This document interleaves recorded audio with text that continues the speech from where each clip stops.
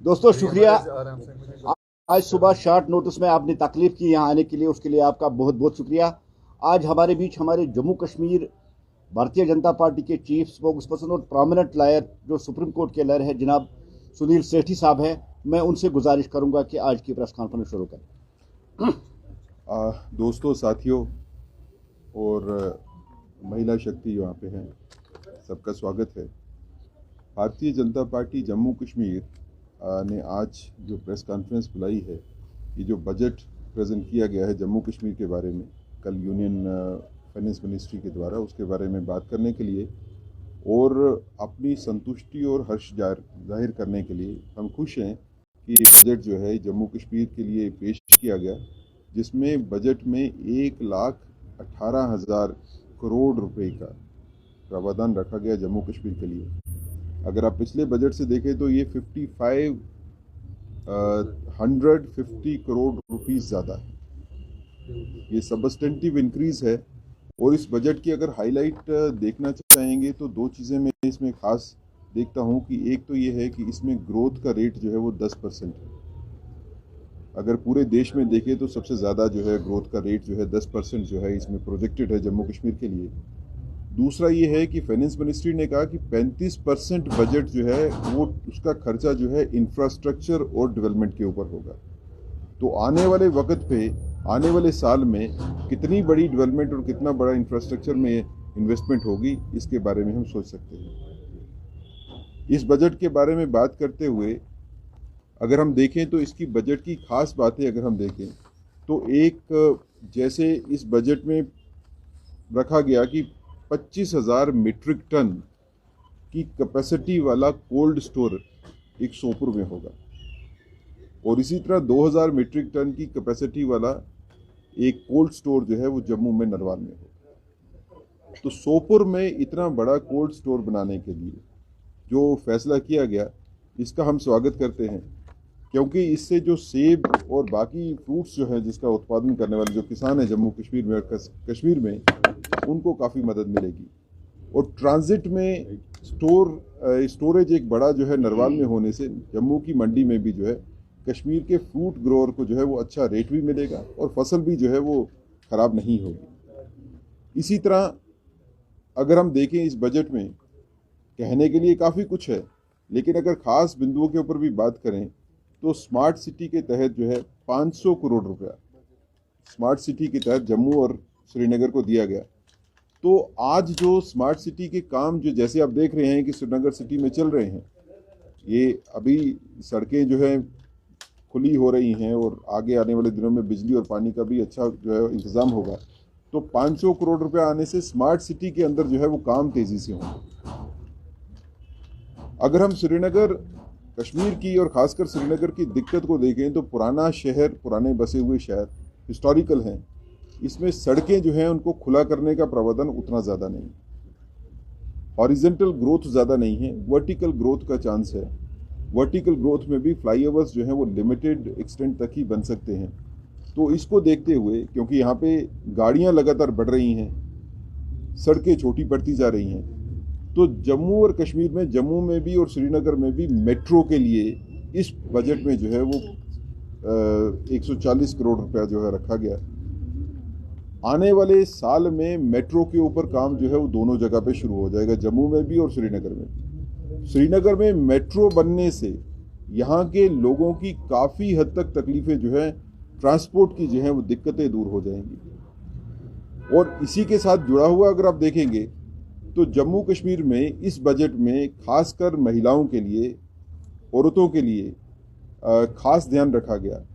Women heart का जो है वो प्रोविज़न रखा गया। ऐसे बाज़ार जिसमें औरतें जो हैं उन्हीं की सारी दुकानें होंगी, वही चलाएंगी। औरतों को नज़र में रख के किसान ऑर्गेनाइजेशंस बनाना, जिनको पैसा जो है वो गवर्नमेंट देगी और उसके तहत जो है औरतें, जो हमारी महिलाएं जो हैं, वो अपनी ऑर्गेनाइजेशंस को अच्छी तरह से चला सकेंगी। कश्मीर जैसे टूरिज़्म में पिछले 40 साल का रिकॉर्ड इस बार टूटा है टूरिज़्म का। बड़ी तादाद में टूरिस्ट जो हैं वो कश्मीर में आना शुरू हुए और आज नया ट्रेंड है कि महिलाएं, विमेन जो हैं वो टूरिस्ट भी काफ़ी ट्रैवल करती हैं और कहीं अकेले ज़्यादा ट्रैवल करती हैं। उनकी सेफ्टी और सिक्योरिटी जो है वो बड़ी कंसिडरेशन है।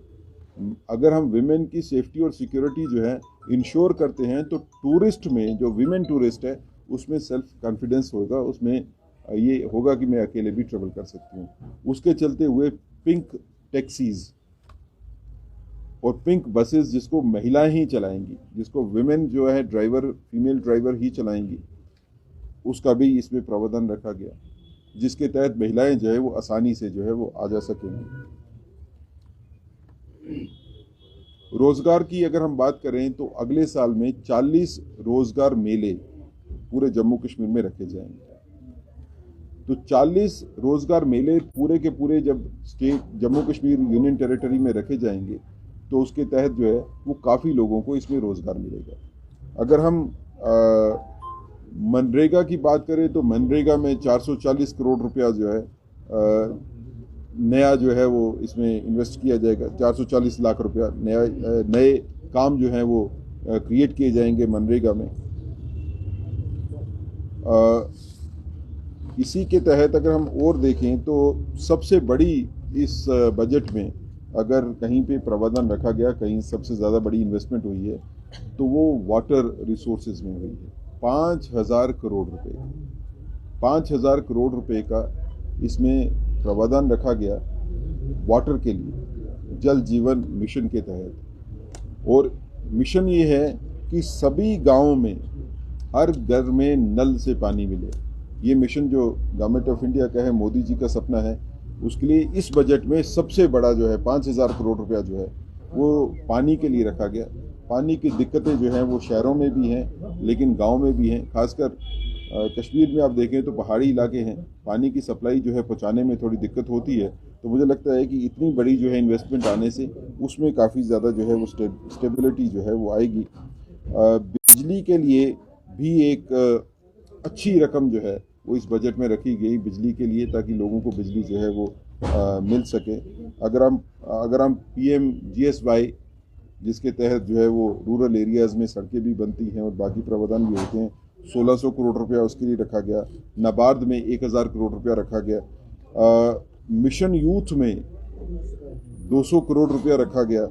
अब ये सारे के सारे जो बजटरी एलोगेशंस हैं, ये हमें लगता है कि नए जम्मू कश्मीर के विकास के लिए जो है काफ़ी मदद करेंगी। टूरिज़्म की बात करें तो 40 करोड़ रुपया जो है वो टूरिज़्म के लिए रखा गया, लेकिन उसके साथ 60 करोड़ रुपया नए टूरिस्ट सर्कल के लिए भी रखा गया। अब इस 60 करोड़ रुपया जो नए टूरिस्ट सर्कल के रखा गया, इसमें सूफी सर्किट भी है। तो ये आने वाले दिनों में टूरिज्म में भी एक बड़ी इन्वेस्टमेंट जम्मू कश्मीर में जो है वो आएगी। लैंड डेवलपमेंट की अगर आप बात करें तो 100 करोड़ रुपया लैंड डेवलपमेंट में रखा गया।